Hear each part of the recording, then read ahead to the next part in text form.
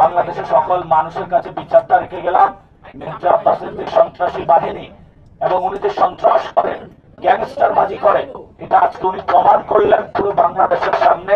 এটা বিএনপি প্রশাসন এবং বাংলাদেশের মানুষের হাতে আমি ওনার বিচারের ভার ছেড়ে দিলাম।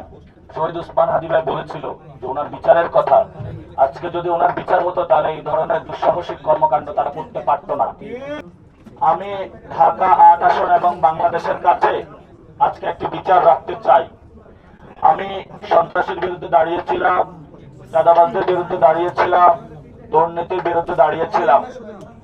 আমার একটা কমিটমেন্ট আছে, সেই কমিটমেন্টের জায়গাটা হলো যারা 2022 আমাদের শহীদ হয়েছেন তারা একটি সুন্দর বাংলাদেশ দেখতে চেয়েছেন।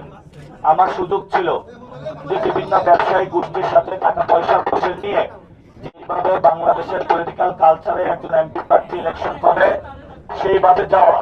কিন্তু যখন আমি ক্যাম্পেইন শুরু করেছিলাম সবাই আমাকে একটি কথা বলেছে, এটা শহীদ ওসমান হাদী ভাইয়ের পবিত্র আসন, এই আসনে আপনি দুর্নীতি চাঁদাবাজি কোন জিনিসের সাথে ইনভলভ হতে পারবেন না এবং হাদী ভাই যেভাবে ক্যাম্পেইন করেছে ওইভাবে ক্যাম্পেইন করতে হবে।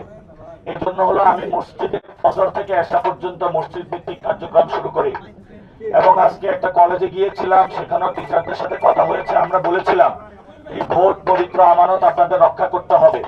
কিন্তু যখন হাবিবুল্লাহ বাহারে গিয়েছিলাম আমরা আগে শুনেছিলাম হাবিবুল্লাহ প্রিন্সিপাল যিনি আওয়ামী লীগের আমলে নিয়োগকৃত এবং সেখানে প্রশ্ন বাণিজ্য হয়ে থাকে, সন্ত্রাসী কার্যক্রম অনেক আগ থেকেই চলে এবং সেই গভর্নিং বডি হলো মির্জা আব্বাস সাহেব বসিয়েছেন।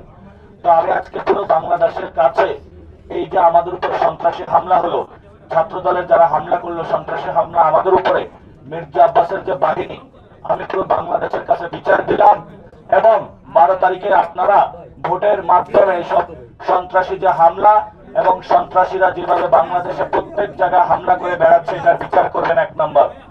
2 নম্বর, জনাব তারেক রহমানের সিদ্ধান্ত নিতে হবে ওনার দলে কি উনি সন্ত্রাসীদের পুষবেন, মারবেন নাকি তাদেরকে বহিষ্কার করবেন। আমি তারেক রহমানকে অনুরোধ করব মির্জা আব্বাসকে দলীয় শৃঙ্খলা ব্যত্যয়ের অভিযোগে বিএনপি থেকে বহিষ্কার করার জন্য।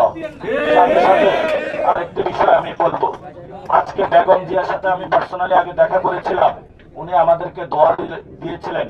উনি একটি কথা বলেছিলেন, তোমরা আছো, আমি তো বাংলাদেশটা হয়তো দেখে যেতে পারবো না, আমি অসুস্থ, তোমরা বাংলাদেশটা ঠিক রাখিও। উনি আমাদেরকে এই কথাটা বলেছিলেন। আজকে যদি খালেদা জিয়া জীবিত থাকতো তাহলে উনিও লজ্জা পেত আজকে বিএনপি এবং ছাত্র দলের এই ধরনের সন্ত্রাসী কর্মকাণ্ডে। আমি আপনাদের কাছে আমি কিছু বলবো না, আমি ঢাকা 8 আসনের ভাই এবং বোন এবং